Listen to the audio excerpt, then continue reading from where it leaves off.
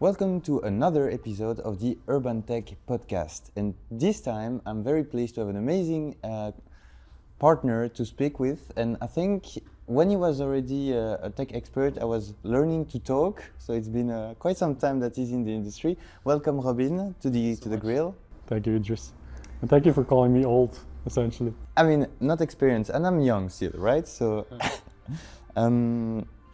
I think you're a very public, you're a well-known public face, of course, from the tech world. So we will be speaking about your background so far, but I'm also interested in the private person that you are. So why don't we start with you giving a bit of explanation of who you are, what are your passions in life? Yeah, it's a good question. So my name is Robin Wauters. I'm from Belgium, so born and raised. My passion is very, very clearly traveling and meeting people. So that's something I've been doing quite a lot of, both on a personal and professional level. I like nature, so I go on hikes, walks. I like to explore new areas, even in Belgium, just staycations, as they call them, like short breaks. So that's what I spend a lot of my time on. And then, of course, my kids.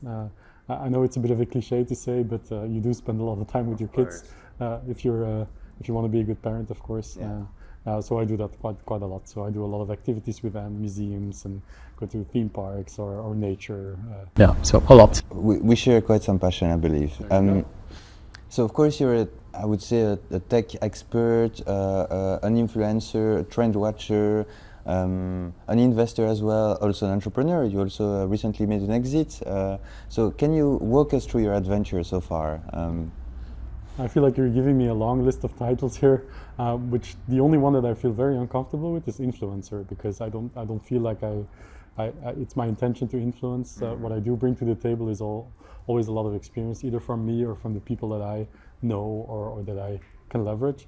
But I don't find myself an influencer. I think trend watcher is probably more accurate in the sense that, you know, if you spend 20 years in the tech ecosystem, you learn a few things just by talking to a lot of people. So I've always tried to engage with a lot of people from different walks of life, whether they're entrepreneurs or investors or corporates or policymakers. I try to learn from anyone. And that's, I think over time, it gives you a bit of an edge because you have more of a holistic view of what a tech ecosystem looks like. And now I don't remember if I answered your question at all, but And I think indeed the terminology influencer sounds a bit bad, or it's not that it sounds bad, but it was never my intention to influence anyone. Like I started as a tech journalist because I was really just interested in how do people actually, make money online? How do you build a business online? How do you raise funding? How does that work with like investors? When I started as a tech journalist, even working for TechCrunch, I had to learn what venture capital was. I had to learn what an exit was, what M&A was, but I learned on the job. So you just write about startups and investors every day, and after a while there's just pattern recognition. You start to learn just by seeing, right? So, and that's something that I've done for almost 20 years now. So it's been a while. And recently something happened. So exTech.eu, which was your baby, was acquired. Can you explain to us a bit what happened, and also like all of these the exit strategy? Was it like an opportunistic one contact, or was it something you were preparing? And so just to give you some context, I started the company about 11 years ago with a number of friends to build a media company, a market intelligence company for European tech. Back then, there was kind of a jump into the dark because nobody else was really doing this. They were doing it on either regional or national level, but never pan-European. So I took a bit of a bet on that. And I remember when I launched, there weren't that many media entrepreneurs working in the field of technology and startups. So it's a very small community. And I remember talking to Webrazi, which is the company that eventually acquired us, the CEO, Arda Kutsal. I knew even before I started exTech.eu. So we very early on had a conversation, like how do we, what's the best way to do this? And then just over time, we kept on having that relationship. And 3 years ago, I sold the company to them because it was just getting out of COVID. So we had a couple of tough years because we depended a lot on just the general health of the ecosystem, but also the events and being able to travel and talk about ecosystem, and all of that fell away. So I was at sort of a crossroads, like the company was doing fine, but it wasn't growing. So we were looking for a way, like how do we keep the DNA intact and keep our mission intact, but have more resources. So it was kind of an obvious thing to have that conversation. And I think he was the only one I ever spoke to about selling the company. and we eventually made it work. So yeah. Amazing. Good. And so I would like also to speak a bit about vision. So both your vision, but also your understanding of the vision of other entrepreneurs in general. So I heard the sentence that vision is the ability to see things that other people don't see, which is different than the faith. The faith is to see things, I mean, to believe in things that you don't see. But so I would like to understand if you have to work on the vision, you need to build it and you need to nurture it and you need to spend a lot of time working on it, maybe as much time as in the execution, or what's your view on this? For instance, for exTech.eu, were you always in the operation or taking a step back, thinking about the vision, the big picture? For exTech.eu, it was always a small team with a small vision, but not in a bad way. What we had as a vision, but I think it's a big word.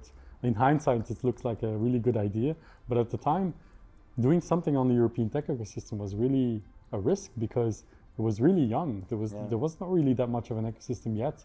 There were like small pockets of innovation across Europe, but it wasn't really tied together, right? So we took a bit of a gamble on that improving. And over the last 11 years, of course, it boomed and there was lots of evolution and less fragmentation and more maturity. But back then you didn't really, you had to believe in that. You know what I mean? So the fact that we believed in it helped a lot, but it didn't make it easier. Like it was still very difficult in the first few years. So I was very involved operationally, of course, always from day one, because as a small team, you kind of do a bit of everything. Always. You can eat what you can kill. Yeah, exactly. And then I always, like my big driver was always helping the ecosystem, because I learned very early when I wrote about startups and I would meet these entrepreneurs that were doing sort of really game-changing stuff. I learned very quickly that I'm not that kind of person. I could never see myself do like a startup scale with hundreds of people. I'm not that kind of person, but it's a good realization to have, because it also makes you wonder, like, what are you good at? Like, what can you actually contribute? And my thing was understanding and analyzing an ecosystem and making sure that I understand like what works and how does it work, and then building bridges between those. So my thinking was always, how do you help entrepreneurs without necessarily being one? So that was always the goal. And I think you succeeded because, for instance, in the last report, the Belgian tech report that Syndicate 1 was done with Boston Consulting Group, there is one slide. Bain, actually. Bain, sorry.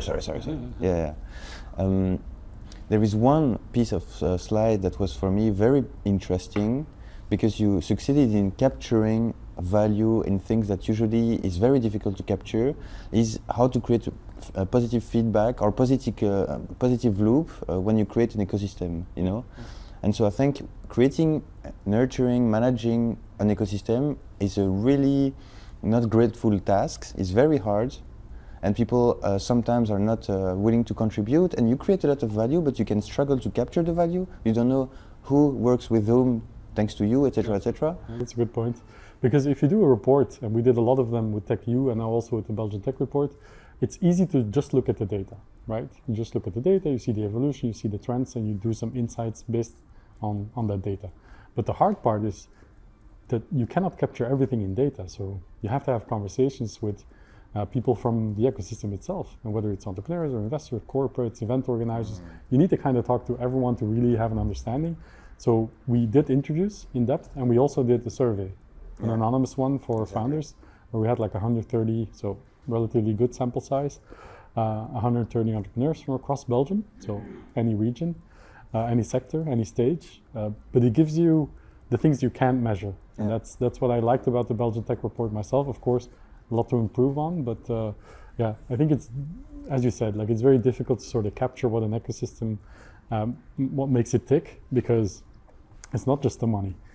It's the people, and it's how they relate to each other, and it's how they help each other, and how they... And how can you assess the quality of an ecosystem as well? It's very difficult. I was discussing with the Belgian sovereign fund about why is an ecosystem very strategic for a country? Because, for instance, France, they did a couple of very, very interesting moves.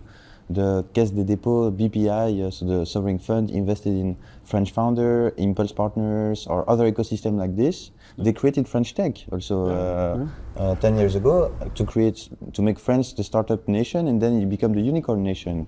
So, because when you have an ecosystem fueled or funded or something like this with a clear strategy, it creates essential outcomes. So, and French Tech is a really good example because French Tech was actually born even before Macron took office. So it was actually François Hollande that actually initiated it. So credit to him for being a bit more progressive and forward-looking. But it was a really good example, not just how do you create processes and systems and alignment, but also a brand.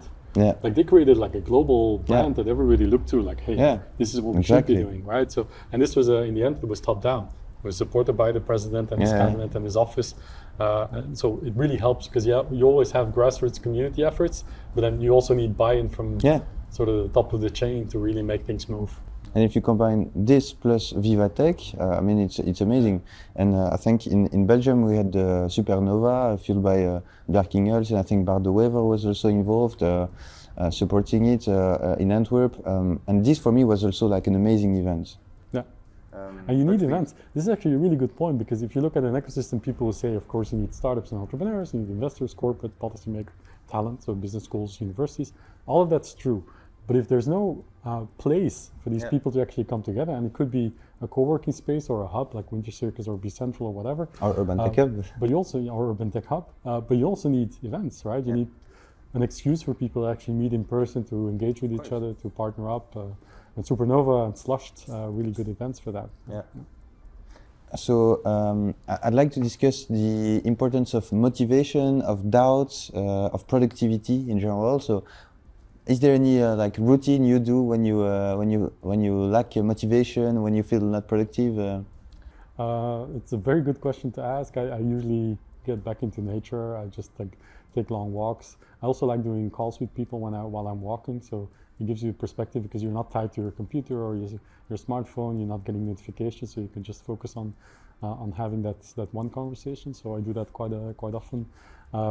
I find that lacking motivation is very difficult for me because there's always something to fix. There's always like something about the ecosystem that bothers me, that bugs me, like, oh, we need to fix this and we need to talk to this person. So it's very easy to stay motivated because there's always problems, right? And there's always a next line, because even if the ecosystem in Europe or in Belgium improves 10x, then of course you want to get to 100x. So there's always something to do. So I very rarely. And when you achieve the ambition, nothing changes. You just have higher ambitions. Exactly, yeah. But that's how entrepreneurs think, right? You always have different goals. It's how it should be. So now we will discuss quite a bit on the importance of choices, right? So we do every single day 35,000 choices. Sometimes it's small decisions, small choices like what to wear, what to eat, what to drink, etc. Sometimes it's more important decisions, of course, but it's a lot that we process. And there is some research about what are the biggest regrets in life. So there is 10 topics which are usually the most common regrets that individuals may have. So if you look behind your shoulders, we have always to look backwards and forward at the same time. So is there any like decision that you regret or things that you would have done differently that come to mind? It's a good question to ask. I think you already sort of highlighted it, but focus is a big one. It's very easy to get distracted by a lot of things happening, by getting a big partnership or a customer on board. And then it's very easy to lose sight of like your big original vision and mission. So you always kind of had to remind yourself of that. I didn't always do that, to be honest. So it was always a bit of a struggle because you get distracted by, if you go to a lot of events and you meet a lot of people and you follow a lot of organizations and you follow their work and the research and whatnot, then it's very easy to get distracted by the fact that it's so overwhelming. So I didn't always make the right choices in what to focus on or what to prioritize. So that's something you have to learn on the job. You can't really, that's something that is very difficult to teach anyone. You kind of have to go through it and survive it to get to that point. But it's also a skill that you can teach yourself. Like how do you focus? How do you, and in that regard, it's always important to have mentors, to have people around you to advise you on like how to make choices and how to make priorities. And I didn't always realize that or find the right mentors or listen to the right advice. So something I would have done differently for sure is listen to more people, more senior, more experienced on what advice. It's always, I believe, the right equilibrium. You should be well surrounded and you probably have to listen to some people, but also you need to keep your personal conviction and not be influenced too much, neither. That's true. So it's You know what they say, if you do a startup, a tech startup, finding a really good engineer will sometimes make all the difference. You can hire 10 engineers that are mediocre, or you can have one really good one, and it makes it. It's the same with mentors and business advisors. If you have like a really, really good mentor who really sort of molds your thinking and doesn't necessarily give you the answers, but creates the process for you to think and come to the right decisions yourself, that really does make a lot of difference. So. clear. So let me think about what questions I would like to be cherry picking. Probably, maybe the last sort of negative question, or it's not negative, but it's like lessons learned, right? And I think it's where you can become more wise. So, what is the most like painful or moments in your career where you were really under pressure, under stress, like more difficult? So I think I already highlighted that COVID was definitely a period for me that was very difficult, not just business-wise, but also personally, because I get a lot of energy from going to these conferences and meeting people and getting insights from people like in person. Everything vanished. And it just fell away. In the first few months, I actually enjoyed it quite a lot, because suddenly it's no longer like plane after train after. So it was kind of nice, but at the same time, I started missing the human element of it quite quickly. So it was a big challenge also business-wise, because you depend a bit on the events and the ecosystem movement and activity, and it suddenly dropped quite a bit in 2023 especially. So that was tough. Another thing that I would highlight, it's always tough to let go of people, whether it's in your team, but it could also be a customer or a partner that, you know, it just isn't the right match anymore. So those kind of conversations I always find very difficult to have, but you also learn that sometimes they welcome that conversation, or they actually feel relieved when you tell them it's no longer a match, let's just move forward, but in different directions. But it's something that you have to learn. Like it's not always easy. Yeah. Clear. So I would like to have your opinion on the values. I think for me, values are very important. So we have strong values at PropTech Lab, and I try to have like strong values that guide my behavior every day. And I'm curious to have your opinion on, like, first, do you have like specific values which are like a North Star for you? And can value evolve according to the context, or according to the life journey, the new understanding, the new perspective, etc.? Should you revisit your values? Like, what's your opinion on this? Yeah, good question, and a very tough one. Tough. I do find sometimes people have values, but it's difficult to put into words. Same goes for me. I think what I always find important is that you don't mix opinion with facts, that you have any strong opinion on anything needs to be sort of have a foundation of something, you know, research or experience, so it's very difficult to build that kind of experience and to build that research and to do the homework and then have an opinion. It's very easy to just have an opinion, right? So it's very easy to get sort of caught up in negativity sometimes. Like, it's easy to complain about Belgium. It's easy to complain about the ecosystem. It's easy to explain about what's happening, to complain about what's happening in Europe, for good reason, right? The numbers are really, really bad. But it's also important to stay positive and to have like an optimistic take, and to keep building, and to keep encouraging others to build and think positive. So I try to do that in everything that I do professionally, to have that mindset of whoever you work with, whoever you touch in a way, right? Always try to elevate them and to be positive about the future, because I think it's not always easy when you read the news and the reports and the articles, but it's important. And I think entrepreneurs are inherently optimistic, so it's not always hard to convince them. It's everyone around them. And if you're an entrepreneur, you're building a startup, having those values is one thing, but communicating them and actually transferring them into a team, to a group of people that you're working with is very difficult. It's something that you also have to learn. Yeah, and they often say that it's not about what you say, but what you do, right? What matters is the act. But but sometimes it's good to put into words, simply because it makes you think. It's a good exercise to you need clarity as well. Yes. And this is a perfect bridge to another question. So you've been around a lot. You traveled in different areas, met a lot of brilliant people. I'm curious to have your opinion on, and avoiding Belgium bashing, of course, which sometimes I'm tempted to do, but I'm Belgian and I love a lot of aspects of Belgium, but I also see the other side, of course. But are we lacking in ambitions here, right? Are we thinking big enough? Are we because we can see in other parts of the world where, I don't know, they have towers and they say the biggest tower in the world, or the best rooftop in the world, or the best store in the world, or whatever the best, you know. And we are humble. Belgians are very humble always. Do we have enough ambitions, right? There is amazing entrepreneurs for sure, but in average, what's your opinion? So the answer is yes, we have a lack of ambition in Belgium. We have a lack of ambition in general in Europe, I would say. So it's not like a Belgian thing. In Europe, in general, you can build companies, but it's very difficult to think global or to think market leader. So it's something that's cultural. It's a mindset that's very difficult to change. So it will take generations, and it needs a reform of the education system. So it's not going to be easy, but I think that's crucial for the future of the continent, right? So do we lack ambition? Yes. I'm an investor in startups through Syndicate One, as you know.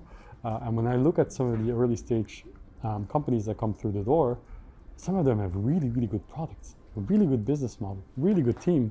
And then they have projections of like, we'll grow 2x per year, and then we'll have a nice ARR in about 10 years. And you're thinking like, why not think 100 times bigger and just project yourself 100 times bigger, and how do you get there? And even if you land halfway, it's still, a lot bigger than you even imagined in the beginning. So I think sometimes this level of ambition, yes. There are some exceptions, as always. And I find it good to have those people also in the ecosystem as investors or as advisors, but there's very rare, I have to say. The level of ambition compared to places that I've seen, even in like places like India, Vietnam, and US, where I used to travel quite a bit, it's just on another level. They just think bigger, and it's something that they probably get through their education system or the ecosystem as a whole. But I find that sometimes Belgium and Europe ties you down a bit. Yeah. Like really tells you don't do too extraordinary thing because it's crazy, and they always try to talk you out of something rather than into something, which I think is the biggest difference with the Silicon Valley mindset. I know we talk a lot about Silicon Valley versus Europe, which is a conversation I've stopped having, but it's true that in Silicon Valley, if you explain your startup idea to someone, almost inevitably they will ask, how can I help? And in Europe, they will list all the things that could go wrong. Almost always they will tell you, yeah, but have you thought about this? Or why wouldn't Google be doing this? Or, you're never going to get investment. It's that mindset thing. And it's I struggle with it a lot, because I'm a champion of Europe. I'm a champion of Belgium. I want everyone to succeed. But if you don't think big enough, then you're never going to achieve big things. And the amount of work that you put into doing something big, the amount of stress that you will have, the hours you will spend are almost the same, right? But it's just psychological, like, glass ceiling. And I think there is also another aspect. Ambitions, I think, is good, but I reflected a lot on, is it possible to have too much ambition? What are the negative parts or negative consequences in having excess of ambitions? And so there is a couple of things that were documented. You can be perceived as greedy or self-centered. You can have the imposter syndrome. You can set yourself for failure because the objective you target are unachievable. So there is also a negative part. Yeah, but most of that perception, right? What you say is true, but I don't find those downsides of having like really, really big ambitions are bad, unless of course your values are not aligned. Like if you create like a sustainable, long-term, but you project a lot of growth, but you have like positive values, and you make sure that you include people, and you're progressive in your thinking and the way that you build and scale that company. That's right. That's fine. That's fine. Big ambitions are almost never a bad thing, right? Good. So it's been 3 years since the acquisition of exTech.eu, but it's been only a few months, I believe, that you stopped. And in the meantime, you have done already quite some stuff. So now you are also one of the founding member of Syndicate One, I believe. I would like to understand your opinion on the VC landscape. So especially, I believe that there is a lot of founders now which are a bit tired of the typical VC investor. I would say not the arrogant VC, but the VC investing with 5-year time horizons, looking for like super fast growth, etc. And there is also a lot of LPs, especially like corporates, like institutional investors, who are tired by the fact that a lot of VC are perceiving management fees as a profit center. So they are having an amazing pitch, and once they sold, it's done. No. They're not forced to work well anymore because they have their management fees anyway. Okay, it's caricatural, of course, Yeah. but I believe some people have this opinion. So what's your opinion on this, and how are you different with the syndicate one? Yeah, I think you're right to say that the VC model is kind of outdated in many ways. But I have to say a lot of the LPs that are looking at emerging funds and fund managers are also progressing and also evolving into a place where essentially it's not enough to just be a good banker and to make sure the numbers add up, but that you also have a positive impact on society through your investments, or that you have a theme like, for example, diversity, or investing in a geography that's maybe underrated or underserved, or an industry that's underserved, purpose, right? So I find the LPs are evolving in that sense, the fund managers also, because a lot of them now are former entrepreneurs. They're founders themselves that are now doing interesting things in investment. That I find a very good evolution, but it takes a lot of time. As you mentioned, the time horizon for funds is a lot larger than for entrepreneurs. So typically you have like 7 to 10 year funds. So it takes a generation to get sort of a movement there. I think the numbers when it comes to diversity, for example, are quite bad in VC in Europe in general. So that's something that over time will get fixed, but we need to work on it actively, right? So Syndicate 1 is different in the sense that we're very network driven. So we started as a team of 32, essentially operators, entrepreneurs, investors. But instead of being angel investors times 32, we pooled all of our finances together to invest as a group. And that turned into a fund that's now final close was just last week. Oh, wow. So we have thank you. So we have a 6.5 million euro fund now to invest in ambitious Belgian founders wherever they are. However, that's a very small fund, so it's still pre-seed, pre-revenue. Yeah, but it's just foot in the door. And I think that's a bit lacking because capital is easy to come by, but the network and the knowledge that we bring and the experience is a differentiator here. So I think that's also clear because we're the first fund in Belgium ever to raise money from all 4 regions, so Brussels, Wallonia, Flanders, but also federal level. So we're the first one to pull that off. So even if we're not a big fund, clearly we have a story here. Pan-Belgian. Agreed. So that's something that sets us apart. Excellent. Now, maybe just taking advantage of your brain, like you met a lot of people. You did interviews, podcasts, speaking at events, etc. With, I think you told me once, like maybe like 700 interviews, or I don't remember. Like when we met in the plane, like big numbers. Do you have any anecdotes or memory, like specific things that stand out, specific person that you met, or I don't know, anything that would come to mind in all of these years? Yeah, it's a good question to ask, but of course if you meet a lot of people it's difficult to pick one. I will say sometimes the entrepreneurs that have achieved the most, people like Daniel Ek, for example, founder of Spotify, I really enjoyed meeting because they're so humble. Like there's so much humility. They feel like they're just at the beginning, they feel like they've played a part, but they don't see themselves as central. They also want to give back. So anyone who is humble, pays it forward, helps the community, you know, it's not because you've made a lot of money and you've built a big company that's where it ends. So there has to be some, what happens after that or beyond that. So those are my big examples, right? Like people like Nicholas Enstrom, of course the Skype story, but then Atomico being a very founder-friendly, entrepreneur-driven VC firm, making big bets. Like for example in Lilium, they just failed, but that was a big bet on their behalf. So that's what I really like to see, like people giving back, not just in terms of capital, but also the knowledge that they have, the experience, the network. I really like to see that. So more of that flywheel spinning where people give back. I'd love to see in Europe. We will eventually, because the companies are getting bigger, the number of unicorns that we have, the number of founder-driven VC firms is getting bigger. So slowly but surely, we're getting there. Of course. Yeah, I think the quality of the people is something that you can assess gradually. I think I also met a lot of people, but it's not comparable to you. But I start to try now to really understand the quality of a person, and not everybody is equal, and not everybody gives you the same energy, and it's something that I really can see. Some people are standing out. Yeah, some people are really exceptional. And I will add to that, like, I've met a lot of people, and I mentioned these Daniel Ek and Nicholas Enstrom, big names, but I would travel to places like Moldova or Romania or Bulgaria or the Baltics, where the ecosystem is inherently small. They're early stage, they're young founders. They don't necessarily know what VC is or how it works or how to build a global company yet.